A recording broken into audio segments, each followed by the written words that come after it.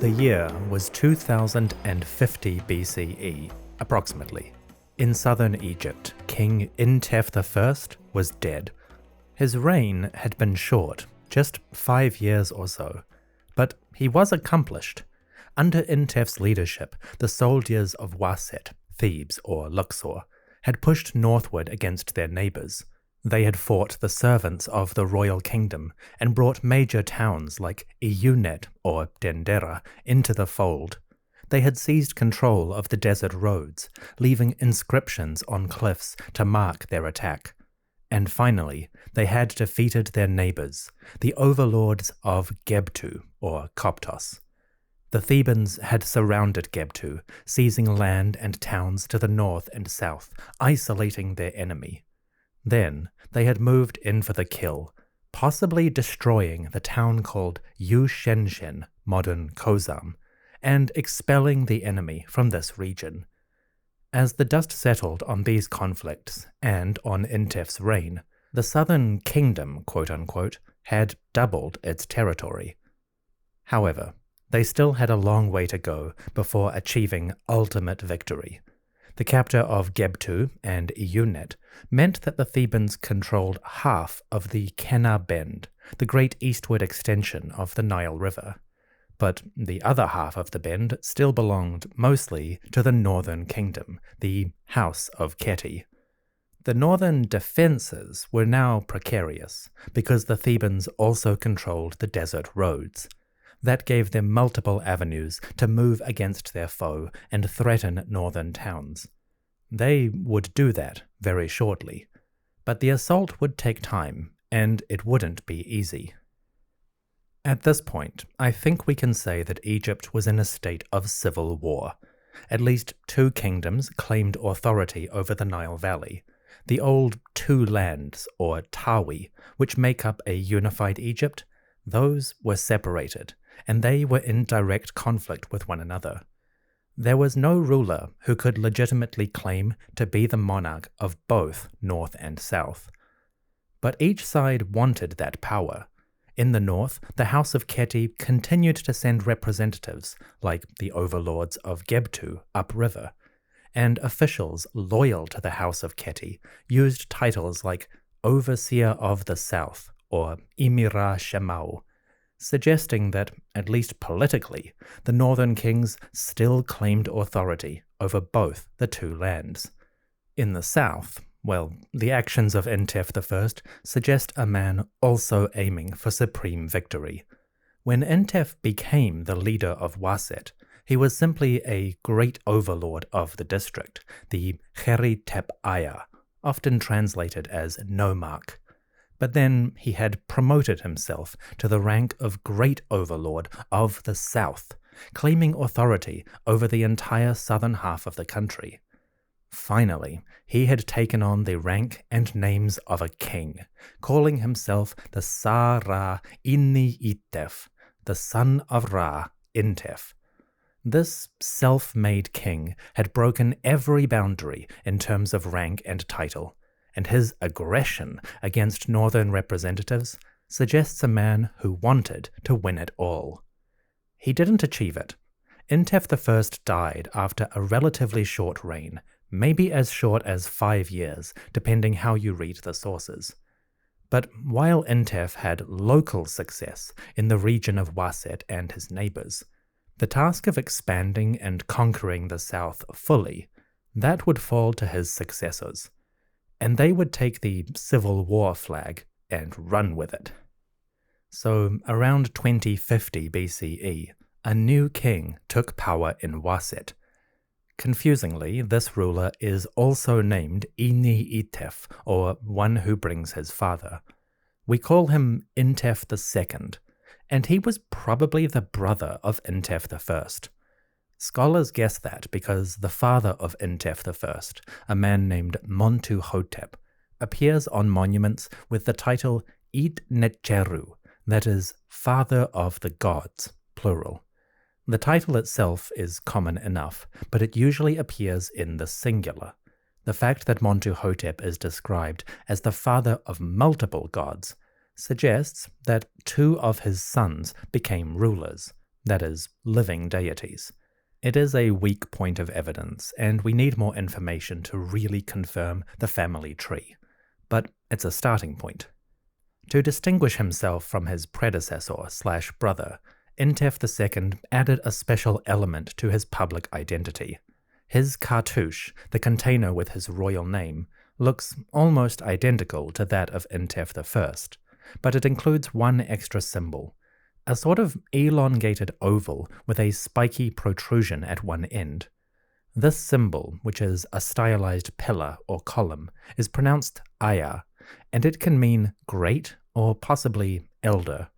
So in his own lifetime, Intef II called himself Intef Aya, or Intef the Great, a grandiose name by any definition, but arguably it is one that he would earn, at least by the standards of the day.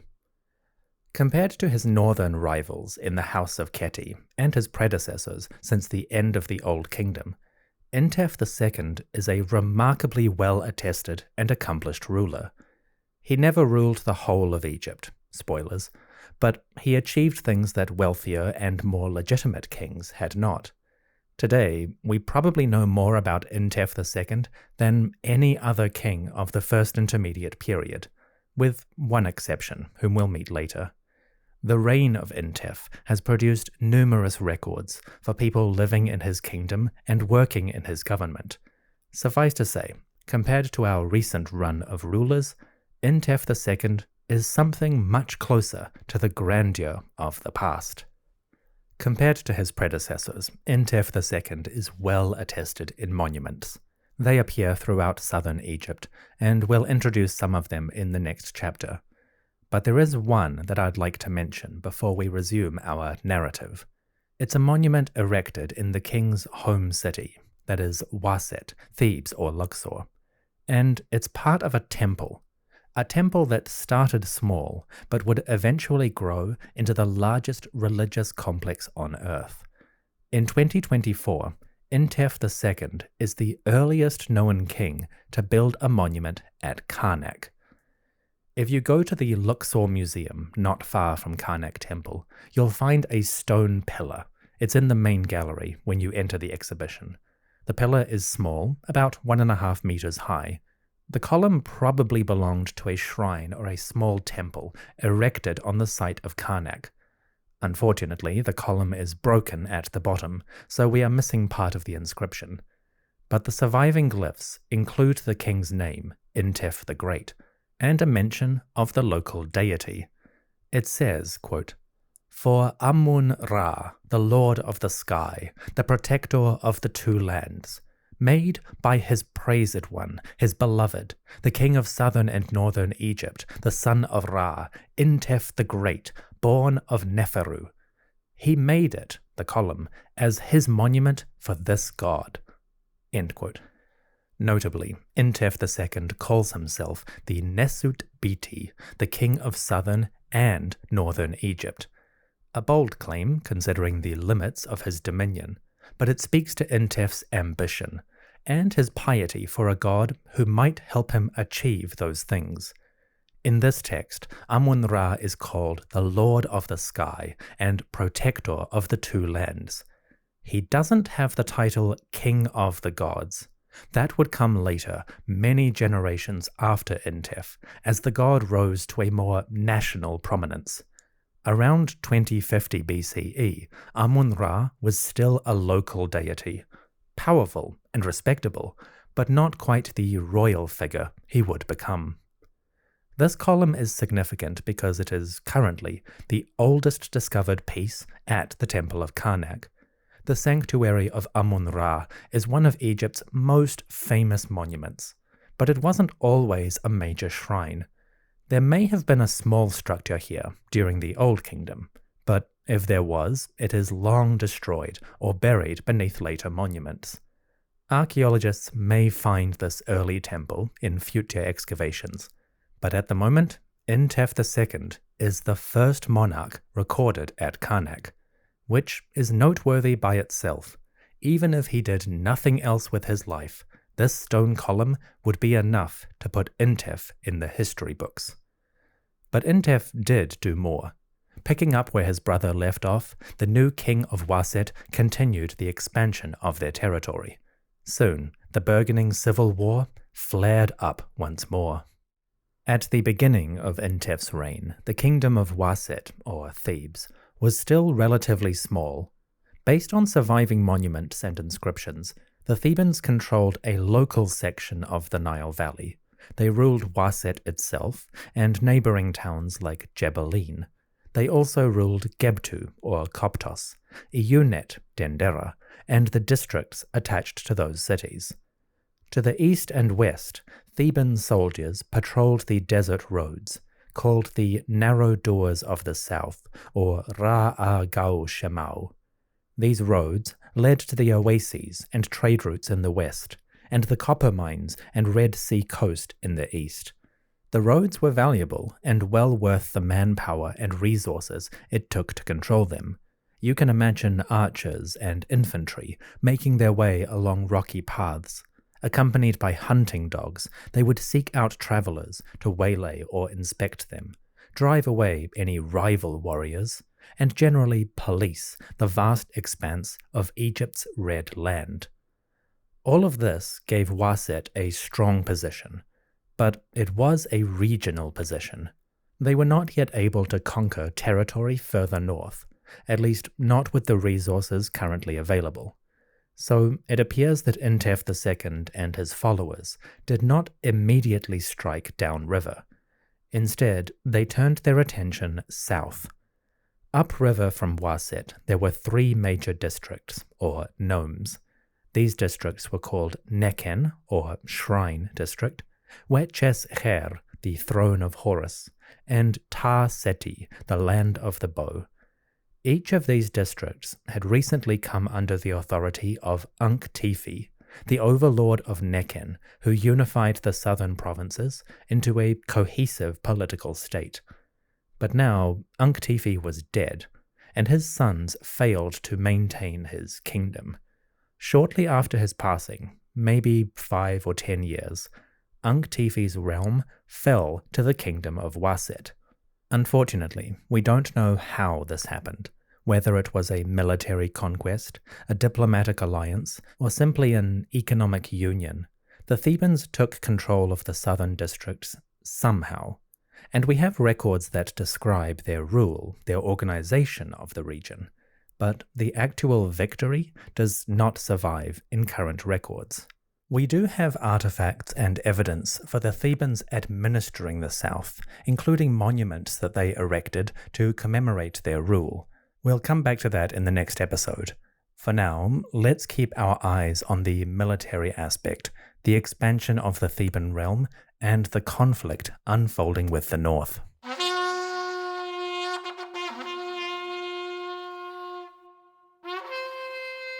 With the south unified and brought into their kingdom, the lords of Waset could turn back to the north. They were in a strong position, having defeated one of the major cities and governors who served the House of Keti. But still, the north remained defiant, unconquered. If Intef II actually wanted to be the Nesut Biti, king of southern and northern Egypt, he would have to get his hands dirty. Or at least his generals would. Allow me to introduce a man called Jemi. Jemi was a military commander, an Emira Mesha, or overseer of the troops. He probably lived south of Waset, in a town that we call Jebaline. Here, Jemi, the overseer of troops, left a stone stela recording parts of his life and autobiography. In that text, he seems to describe the next phase of expansion by the lords of Waset. Jemi said, quote, "I acted as the overseer of troops in this town, probably Jebaline. I did that which the great ones wanted, and that which the humble ones favored. And as for any other troop commander or general against whom I went down or fought, I have come home successfully from that encounter. Indeed, I went down river against the city of Abju, or Abydos, which was under the control of the rebel, the northerners. I caused the rebel to go down river to his own realm from the heart of the city, even though no one else had the power to go forth against him." End quote. This text is one of the most important of the period. Jemmy claims to have defeated the Northerners when no one else could. Fair enough, most Egyptian biographies do this self-promotion thing. But there is genuine detail in there. Jemmy describes an offensive campaign in the district of Abju, or Abydos. This is an old area, and it's one of the sacred regions of the Nile Valley. The name of this district is Ta-Wer, which means the great or the ancient land. Abju is one of the oldest royal centers of the country, home to the tombs of Egypt's first kings. Men like Namer, Aha, and Jer, and queens like Mernith all left their burial monuments in this sacred landscape. Abju is also home to several prominent deities, including the god Usir, Osiris, Anpu, Anubis, and Wawat, the opener of the ways. Historically and religiously, Abju was a prominent and desirable target. Jemmy and his warriors attacked it. Jemmy does not identify the enemy specifically. He calls them resi, which could be rebels or sacrificial victims, people destined to die in violence. But he doesn't identify the origin of these rebels or their leader. In the context, we can guess that Jemmy's foes were the local overlords who governed Abju and nearby towns. These officials would be servants of the northern kingdom, the House of Keti, but they probably did not include the king himself. If the northern ruler had come in person, Jemmy would probably have mentioned that and boasted about his great victory. Instead, Jemmy only mentions rival generals, the troop commanders, or Emira Mesha, whom he battled and defeated. So we seem to be dealing with a war of generals, raids and battles on behalf of the great kings. Jemmy's inscription seems to record the conquest of Abju. The overseer of troops led his followers downriver against the northern lands. And apparently, the Thebans were victorious, driving the enemy downriver, that is, further to the north, and securing Theban control. The Thebans might have plundered this district as part of their victory. Another part of Jemmy's stela mentions his administrative work, quote-unquote, on behalf of the king. He says, quote, "I brought tribute, or taxes, from Ta-Wer, the district of Abydos, and I was praised on account of it." End quote. Jemmy's phrasing that he brought taxes or tribute, inu baku, is kind of ambiguous depending on context. It could mean that the Thebans taxed the local population following up on their conquest, or it could mean that, having taken control of Abju and the surrounding lands, Jemmy's warriors plundered various communities, and he then brought this tribute, quote-unquote, back upriver to the ruler. Whatever exactly he did, Intef II was happy with it, and he praised his servant Jemmy for his loyal service. The upshot of this inscription seems to be the conquest of the Abju region. The soldiers of Intef II, the warriors of Thebes, pushed further downriver than they had done previously, and they now seized a major religious center. By any metric, it was a great victory. Jemmy and his comrades had effected the conquest. We don't know if the king himself was involved in the campaign, or if he simply delegated to his generals. But we do know that shortly after the victory, Intef himself came downriver to visit the sacred city, and he brought his courtiers with him. The next part of the story is exciting because it's quite a recent development. In late 2014, early 2015, the University of Pennsylvania excavation at Abydos uncovered a stela, a stone slab adorned with images and hieroglyphs and belonging to an ancient courtier. The stela was found in a tomb where somebody had reused it for masonry, but when it was pieced together and translated, it turned out to be something quite impressive. The stela belonged to a man called Iduju Iker, who was a courtier in the time of Intef II. Iduju was a prominent individual with titles like Hereditary Noble, Iripat, Sole Companion, Semerwati, One Whom the King Loves, Meri en Nesut, and Friend to His Person, that is the King, Chenemes en Chemef. Iduju also had the title Foremost of the Chiefs of Wawat, Hat Hekau Nu Wawat. This is an interesting title. It suggests that Iduju Iker was actually Nubian by ethnicity or cultural heritage. He seems to have been a lord in the south, one who allied with Intef II's government as part of the larger war. We'll come back to Wawat, the Nubians, and the Theban state a bit later in our story, but Iduju Iker's title, Foremost of the Chiefs of Wawat, is intriguing. It suggests a larger political union between the southern kingdoms. Iduju Iker, the foremost of the chiefs of Wawat, came to Abju in the court of Intef II. The king himself was probably part of this mission, traveling downriver to the sacred city to make offerings for the great gods. This probably happened soon after the conquest. Having seized control of the region and its temples, Intef would be obliged to visit those sanctuaries and make offerings to their deities. Iduju Iker tells us about those offerings. He says, quote, An offering that the king gives, and Anpu, Anubis, and User, Osiris, the lord of Busiris or Jedu, and Kenti Ementiu, the lord of Abydos. It was at the entrance of the temple that I, Iduju Iker, rejoiced. I made offerings on behalf of the king, of all meat and slaughtered oxen, and providing the daily offerings to the gods, including the god Anhur or Onuris. I burned incense and offerings through the desire of the rulers of Thebes, the Hekau Waset. End quote. The text is damaged, as usual, but it seems to describe a sort of mass offering, a large-scale celebration and dedication to the gods. Iduju Iker participated in these festivities as part of the royal court, and also on his own initiative.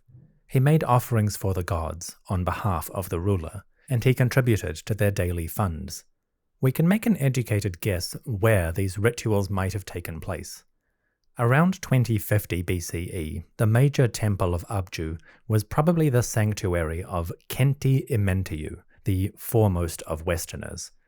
This is an ancient deity associated with the dead, who later became connected with Anubis and Osiris. The temple of Kenti Ementiu still exists, sort of, at the very edges of the Abydos archaeological zone. It's a mud brick ruin today, but it's currently undergoing excavation. This area, on the edges of the Western Desert, may have been the location for Iduju Iker and King Intef's celebrations. The temple itself would have been small, maybe a few rooms and the secret shrine. Iduju describes part of the building and the work that he and Intef's government would perform for these gods. Carrying on his tale, Iduju says the following, quote, It was inside the central hall that I offered to the god. I caused the god to enter, and the goddess of Cheni, or thinness, greeted me, saying, Your person has arrived safely, and you sweeten the air of the temple in the presence of he who loves you, that is, the king. I, Iduju, made for him, the king or the god, a procession, and I presented for him cakes, gazelles, and cattle. I constructed it as a pylon. It was in its entirety that I pleased the temple. End quote. So Iduju Iker and the courtiers of King Intef II entered the sanctuary to make their offerings. They also witnessed a procession that might have included the king along with the statues of the gods. The courtiers also made their own parade, a grand procession of livestock that could be dedicated to the deities. Finally, this southern lord commissioned a new building for the temple. He mentions a pylon or beknet, a kind of monumental gate at the entrance for the temple. This word is far more common in the New Kingdom, centuries after Iduju, and in the context, It's not clear if the courtier means that he piled up offerings as high as a gateway, thus displaying his generosity, or if the Thebans were literally going to build a new entrance for the shrine. Either way, it's important to remember that the temple of Khenti Amentiu and others in the region were much smaller than the temples you see today at Abydos, Karnak, and Luxor. In 2050 BCE, even the most important sanctuaries were relatively small, mere chapels compared to what came later. That doesn't mean the celebration was not impressive, or that the Thebans were not investing significant resources in Abju. It's just a smaller, more local phase of history. Anyway, the appearance of Iduju Ikir and the rulers of northern Nubia, or Hekau Wawat, is quite interesting. We don't know how they came to be allied with the Theban kingdom. It's possible that Intef II sent messengers or diplomats to treat with these distant rulers. Or maybe he went in person. We can guess that Intef II travelled as far south as Abu or Elephantine.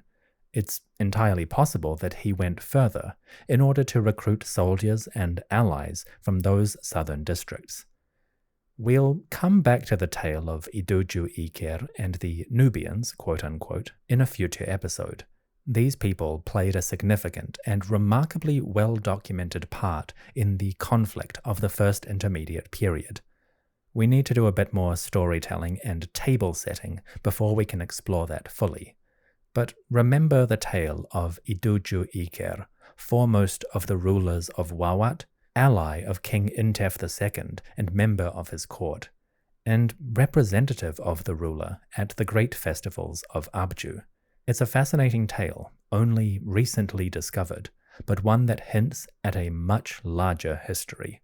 We'll come back to that in a couple of chapters. But looking at Iduju's stela, which was discovered in 2015, we get a wonderful hint of a political union, an alliance between Intef's kingdom and the rulers further south. We also get an idea of Intef's court and the courtier's actions on behalf of the gods.